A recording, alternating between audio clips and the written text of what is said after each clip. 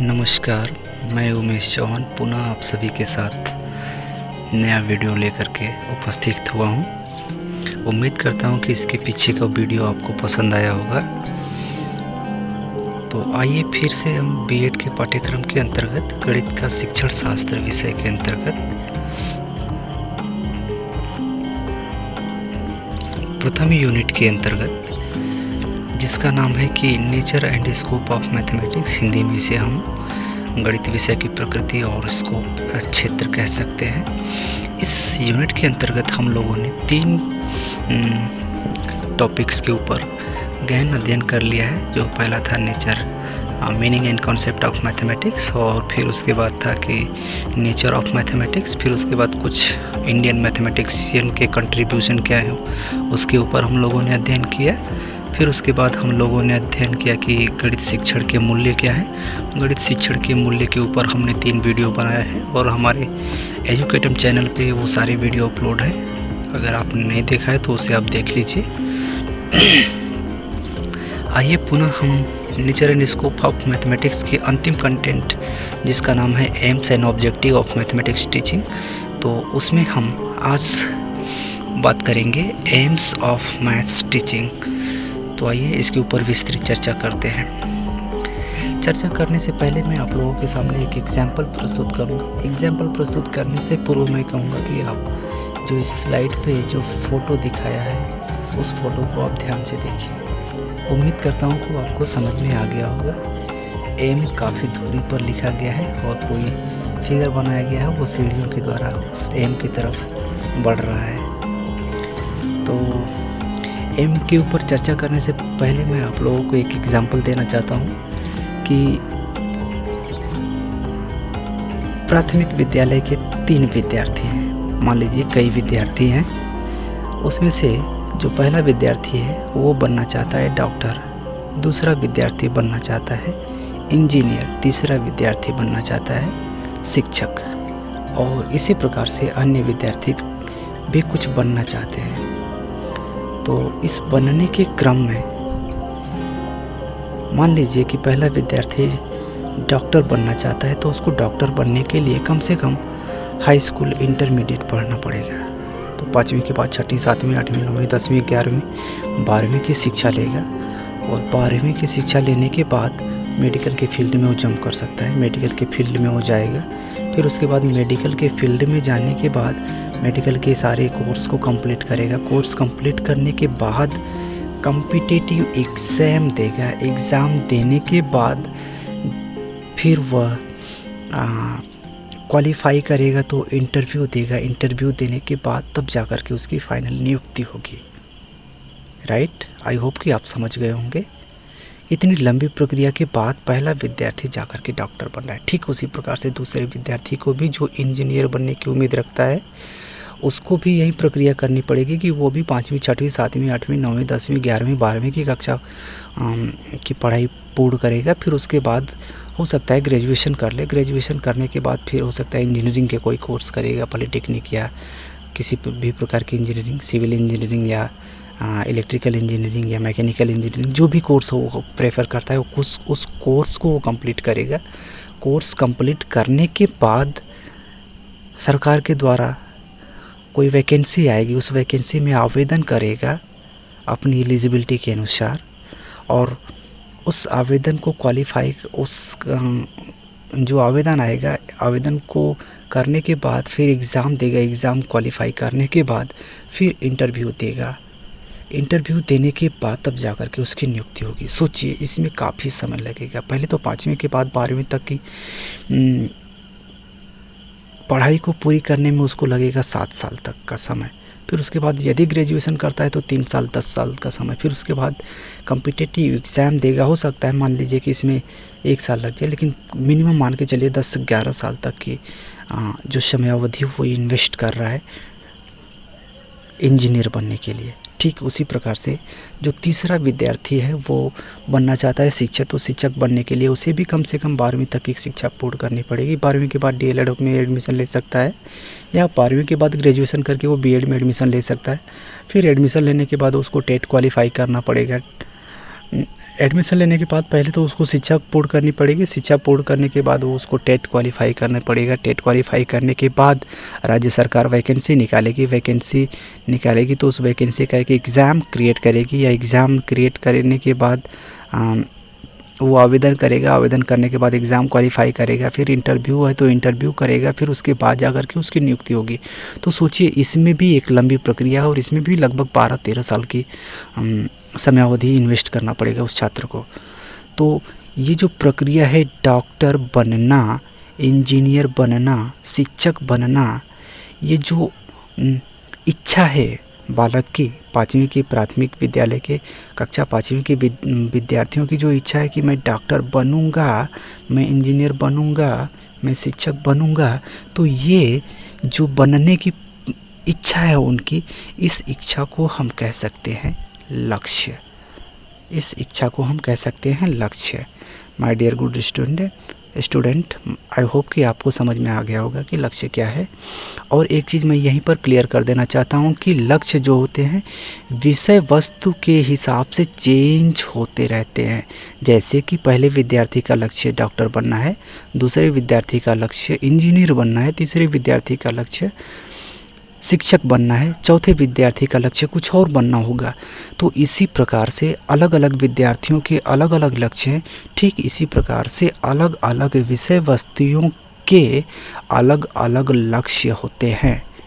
Right? कहने का उद्देश्य मेरा यह है कि गणित का शिक्षण शास्त्र अभी हम लोग पढ़ रहे हैं, गणित का शिक्षण पढ़ रहे हैं, तो गणित के शिक्षण का लक्ष्य अलग होगा, विज्ञान के शिक्षण का लक्ष्य अलग होगा, इतिहास के शिक्षण का लक्ष्य अलग होगा, कला विषय के शिक्षण का लक्ष्य अलग होगा, भाषा विषय के शिक्षण का लक्ष्य अलग होगा। हर विषय के शिक्षण का अलग अलग लक्ष्य होगा। आई होप कि आपको समझ में आ गया होगा। आइए अब हम बढ़ते हैं लक्ष्य के ऊपर विस्तृत जानकारी की ओर। तो इसमें लिखा गया है व्हाट इज एम, लक्ष्य क्या है। तो अभी हमने बताया कि एक लंबे समय की प्रक्रिया जिसमें योजनाकर्ता, एक लंबे समय की प्रक्रिया है जिसमें योजनाकर्ता लंबे समय के प्रयास के बाद प्राप्त करने की इच्छा या उम्मीद या आशा रखता है। एक लंबे समय की प्रक्रिया है जिसे योजनाकर्ता अपने प्रयासों के फलस्वरूप प्राप्त करने की इच्छा या उम्मीद या आशा रखता है। आई होप कि आपको क्लियर हो गया होगा। तो आइए, इसके कुछ छोटे छोटे पार्ट्स हैं, इसको छोटे छोटे पार्ट में तोड़कर हम अध्ययन करेंगे तो और अच्छा लगेगा। आइए जान लेते हैं। पहला पॉइंट है कि यह बताता है कि आप क्या करने की इच्छा या उम्मीद करते हो। आप क्या करने की इच्छा या उम्मीद रखते हो। ठीक उसी प्रकार से जैसे कि पहले प्राथमिक विद्यालय के पहले विद्यार्थी की इच्छा थी कि मुझे डॉक्टर बनना है, तो डॉक्टर बनने के लिए आवश्यक पढ़ाई जो पूरी करनी होगी ना, तो उस विद्यार्थी की उम्मीद क्या है, डॉक्टर बनना। तो जो डॉक्टर बनना है उसे हम क्या कहेंगे, लक्ष्य कहेंगे। राइट? दूसरा जो पॉइंट है, आप जो प्राप्त करने की इच्छा या उम्मीद करते हो उसे लक्ष्य कहा जाता है या कहा जाएगा। वही बात है कि आप जिस चीज़ को प्राप्त करना चाहते हो उसे लक्ष्य कहा जाएगा। लेकिन प्राप्त करने की जो इच्छा या उम्मीद कर रहे हो, मान लीजिए कि आप उम्मीद कर रहे हो कि मैं कल बाज़ार जाऊंगा, तो कल आप बाज़ार जाएंगे, ये आपका लक्ष्य हो सकता है लक्ष्य, लेकिन ये बहुत छोटी प्रक्रिया है। लक्ष्य में हमेशा लंबी प्रक्रिया होती है। जैसे कि आप देख सकते हैं यहाँ पर लिखा गया, ये जो फिगर है, इस फिगर को देखिए, इसमें कई सारी सीढ़ियाँ बनाई गई हैं और एकदम टॉप पे लिखा गया है एम। तो तो ये जो सीढ़ियाँ हैं, ये सीढ़ियाँ एक प्रकार से उद्देश्य का काम करती हैं। तो कई सीढ़ियाँ चढ़ने के बाद जाकर के लक्ष्य की प्राप्ति होती है। तो आइए अगले स्लाइड के ऊपर चलते हैं। वही बात लिखा गया है यहाँ पर कि लक्ष्य जो होते हैं वे लंबे समय में प्राप्त होने वाले उद्देश्य हैं जो समस्त इच्छित प्रक्रियाओं को निर्देशित करता है। तो इसमें एक नया शब्द आ गया है, उद्देश्य। आगे मैं आप लोगों को पढ़ाऊंगा तो आप लोग वहाँ कंफ्यूज होगे कि लक्ष्य और उद्देश्य में अंतर क्या है।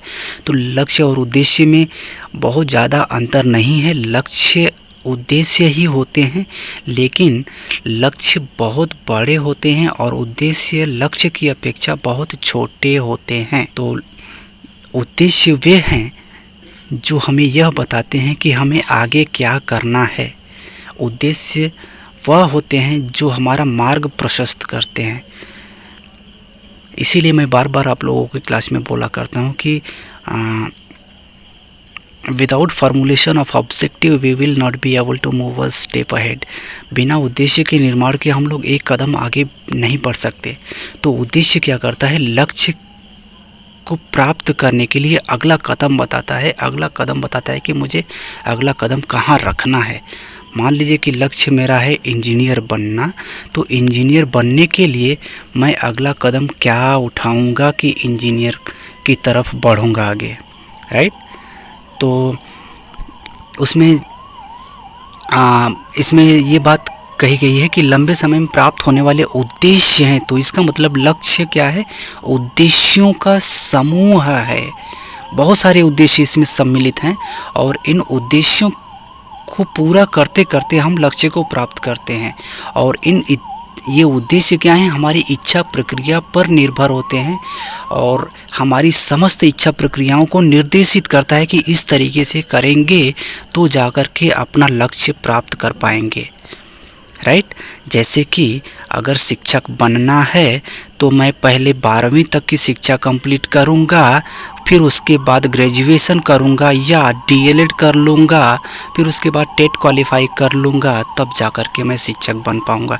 तो ये जो प्रक्रिया है, इन प्रक्रियाओं को निर्देशित कर रहा है शिक्षक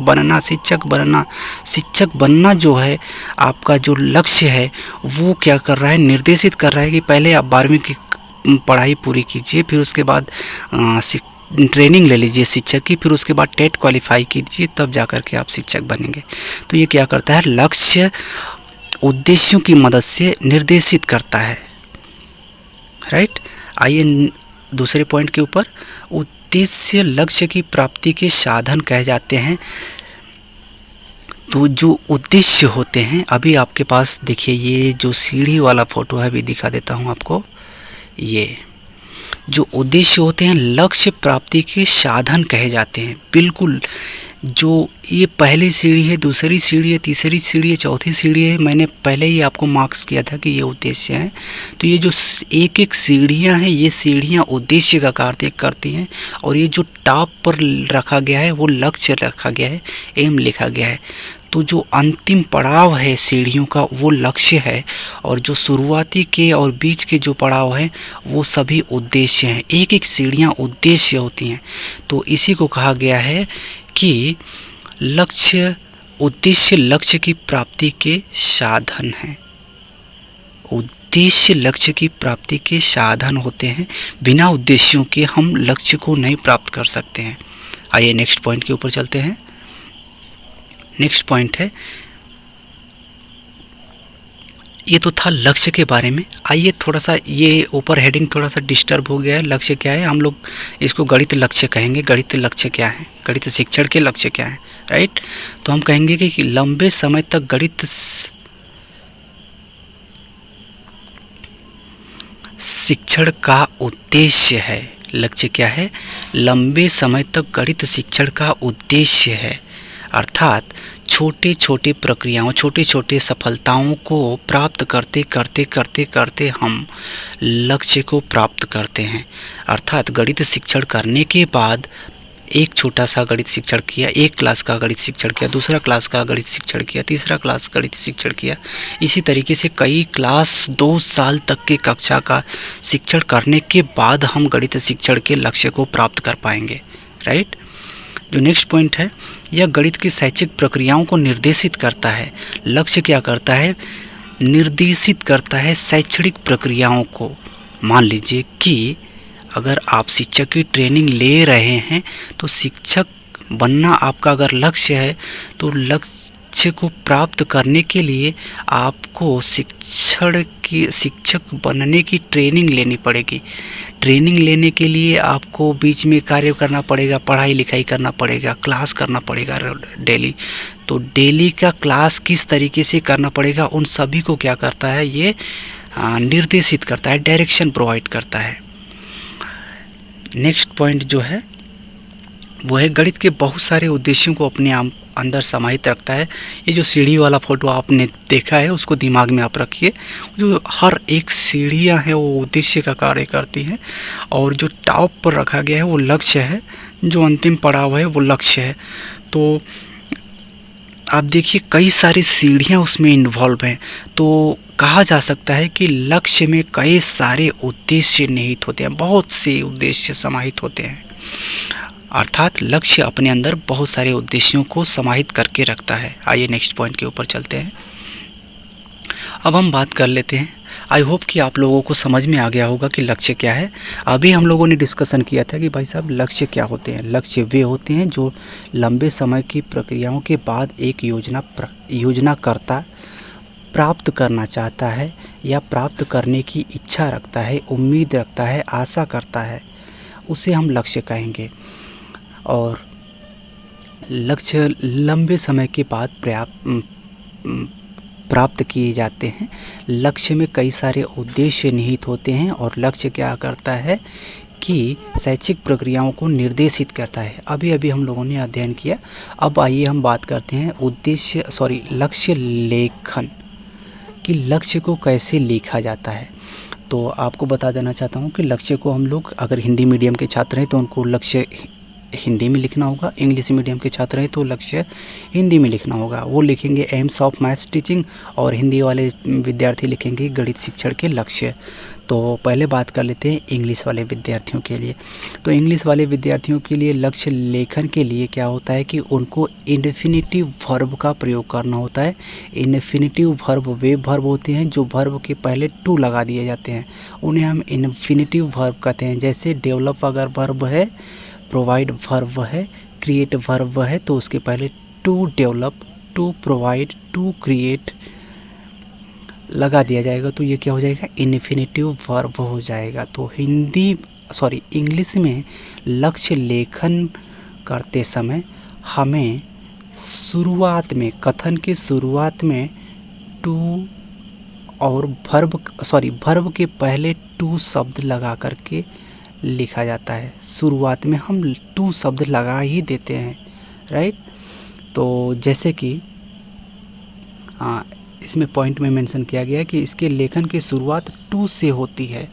अंग्रेजी में कुछ इस प्रकार से लिखा जाता है कि to develop, to create, to provide, to enable, to build up, to generate, etcetera etcetera. आइए समझ लेते हैं एक शब्द को लेकर, टू डेवलप को। नेक्स्ट स्लाइड के ऊपर चलते हैं। टू डेवलप को लेकर के हम कैसे लक्ष्य बनाएंगे, गणित शिक्षण के लक्ष्य। To develop the mathematical ability amongst the learner, to develop the mathematical ability among the secondary students,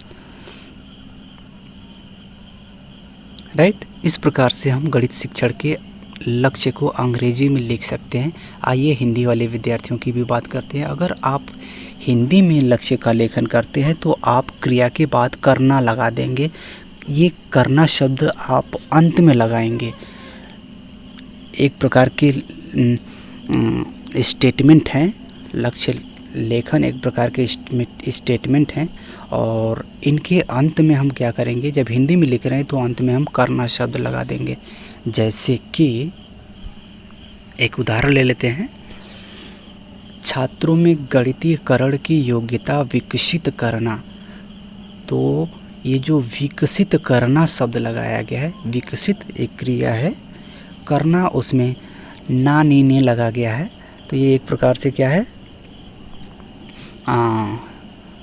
infinitive verb ही आप कहिए इसको हिंदी में, अंग्रेजी में। तो अंत में पाया जा रहा है विकसित करना। दूसरा जो लक्ष्य लिखा गया है, छात्रों में उच्च संज्ञानात्मक क्षमता का निर्माण करना। निर्माण करना जो लिखा गया है, निर्माण करना, तो अंत में करना पाया जा रहा है हिंदी। तो हिंदी में लक्ष्य का लेखन करते समय वाक्य के अंत में करना शब्द लगा दिया जाता है, जैसे कि विकसित करना, निर्माण करना, उत्पन्न करना इत्यादि शब्द।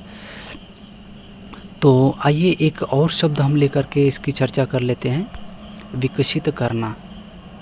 विकसित करना को लेकर के बात कर लेते हैं कि छात्रों में गणितीयकरण की योग्यता विकसित करना। एक शब्द ले लेते हैं, उत्पन्न करना। छात्रों में गणित विषय के प्रति रुचि उत्पन्न करना। अगर विकसित करना को और दूसरे शब्दों में लिख सकते हैं तो कहेंगे कि छात्रों में वैज्ञानिक दृष्टिकोण अपनाते हुए दैनिक जीवन की समस्याओं का समाधान ढूंढने की योग्यता विकसित करना। तो विकसित करना शब्द आ जा रहा है, राइट। तो यहीं से पहचान हो जा रही है कि ये लक्ष्य हैं। किसके लक्ष्य हैं? अंदर लिखा हुआ है कि दैनिक जीवन की समस्या किस में आती है भाई? गणित में आती है, विज्ञान में भी आती है। तो विज्ञान के भी ये लक्ष्य हो सकते हैं, लेकिन हम गणित की बात करें तो गणित के ही लक्ष्य कहेंगे, राइट। तो इससे पता चल जा रहा है कि ये गणित का लक्ष्य है। आइए नेक्स्ट पॉइंट के ऊपर बात करते हैं। आई होप कि ये डिस्कशन आपको पसंद आया होगा। अब शायद स्लाइड यहीं पे ख़त्म है। Thank you very much. आज के डिस्कशन में बस इतना ही। Thank you very much for your kind attention.